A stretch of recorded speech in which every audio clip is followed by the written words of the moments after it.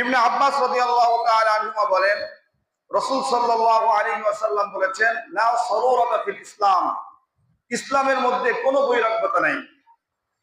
অন্য এক বর্ণনায় আসে হজের ক্ষেত্রে কোনো বৈরাগ্যতা নাই।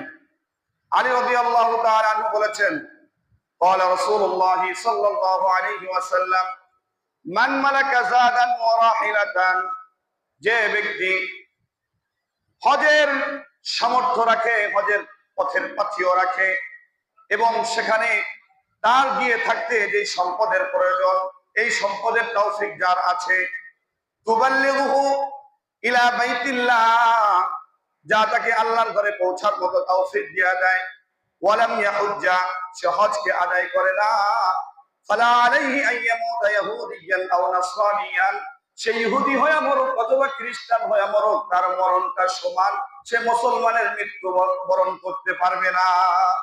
ওয়াযালিকা আন্নাল্লাহা ইয়াকুল, এটা এই কারণে, কারণ আল্লাহ রাব্বুল আলামিন বলেছেন, ওয়ালিল্লাহি আলান নাসি হিজ্জুল বাইতি মান ইসতাতা ইলাইহি সাবিলা, যেই ব্যক্তির আল্লাহর ঘরে যাওয়ার মতো, এই পথকে অতিক্রম করার মতো সম্পদ আছে, আল্লাহ রাব্বুল আলামিন এই সকল মানুষের উপর তার ঘরে আল্লাহর জন্য হজ করাকে ফরজ করে দিয়েছেন। বলি সুবহানাল্লাহ।